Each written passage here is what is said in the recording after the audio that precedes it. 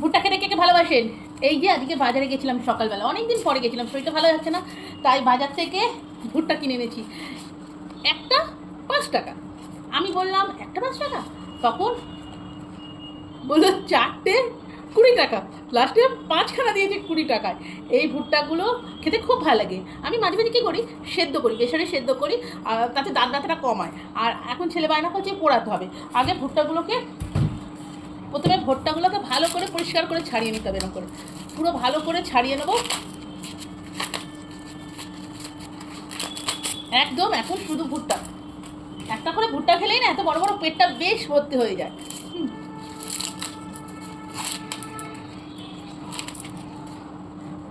আমার না এখনও আখ খেতে খুব ভালো লাগে। এক একটা জিনিস যে ছোটোবেলা থেকে যেগুলো খাই সেগুলো মনে থাকে, ভুলতে পারি না, সেরকমই এই ভুট্টা। এখন সব জায়গায় ভুট্টা করা হচ্ছে। এই ভুট্টাগুলো এত জামা পরে থাকে, এই জামা খুলতে খুলতে হাফ ছেড়িয়ে যায়। কেন? শীতকালের যেরকম সোয়েটার পরে থাকে সেরকমই ভুট্টাগুলো সব জামা পরে থাকে। এই যে এইবার মনে হয় হয়ে গেছে, তাও হচ্ছে না। আরে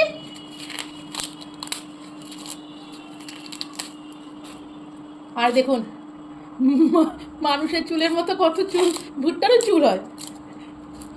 সত্যি সত্যি ভুট্টার কত চুল হয়েছে। না, জাস্ট একটু মজা করে করলাম। একভাবে বাড়িতে থাকতে থাকতে বোর হয়ে যায়, এইটুকুনি আনন্দ তো নিতেই হয়। হয়ে গেছে পরিষ্কার।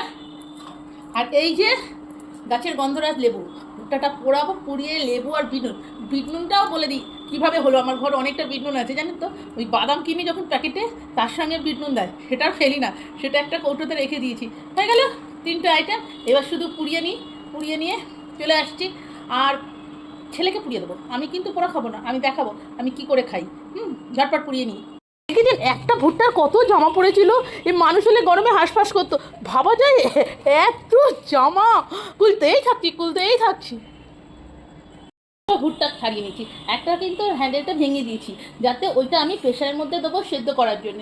দেখতে পাচ্ছেন, শেষমেশ 2টো ভুট্টা ছাড়িয়ে নিলাম, একটা ডান্ডাটা ভেঙে দিলাম, কেননা এটাকে সেদ্ধ করবো আমার জন্য। প্রেশারে নুন দিয়ে সেদ্ধ করলে কয়েকটা সিটি দিলে এত ভালো টেস্টি হয়, তার মধ্যে একটু বিট নুন আরিয়ে ছড়িয়ে দিলে। আর এটা ছেলের জন্য পোড়াবো, ও ধরে ধরে খাবে।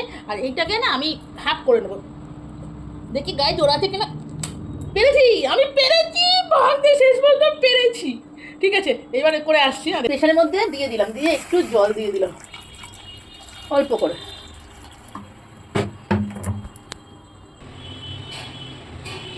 আর একটু নুন দিয়ে দিলাম সেদ্ধ করার জন্য। এটা না নিয়ে যাওয়া যাবে, যদি কোনো সময় আপনি কোথাও যাচ্ছেন, খিদে পেয়ে যাবে, তাই একটু নিয়ে সেদ্ধ করে নিয়ে গেলে না আপনি ওই বাইরের জিনিস খাওয়ার থেকে এটাতে খুব ভালো হবে, উপকার হবে। এই যে এবার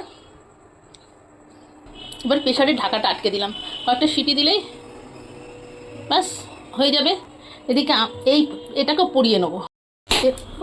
এবার এইটাকে একটু পুড়িয়ে, ভুট্টাটা ফাটছে, এবার এটাকে একটু পুড়িয়ে নেবো, পুড়িয়ে নিয়ে চলে আসবে।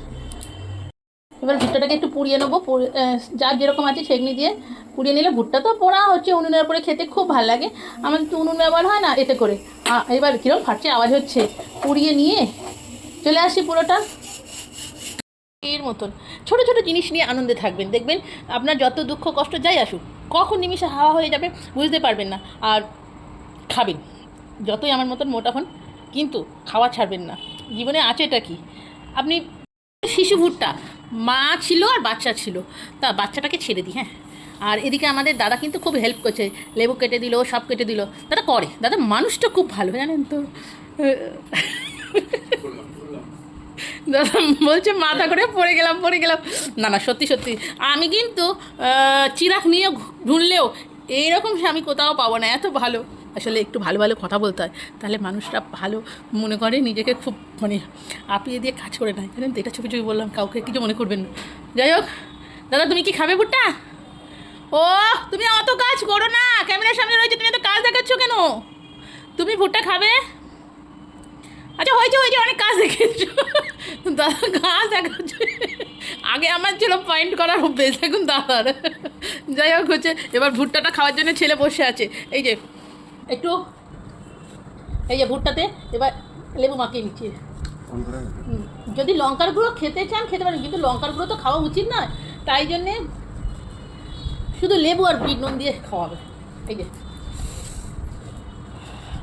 ভুরভুর করছে গন্ধ, পুরো গাছের গন্ধ। একটা জিনিস হলো তো, আমার গাছে লেবু হয় না, টবই হয়, মাটি পায় না, কিন্তু সারা বছর একটা দুটো করে দেয়, আমার লেবু কিনতে হয় না।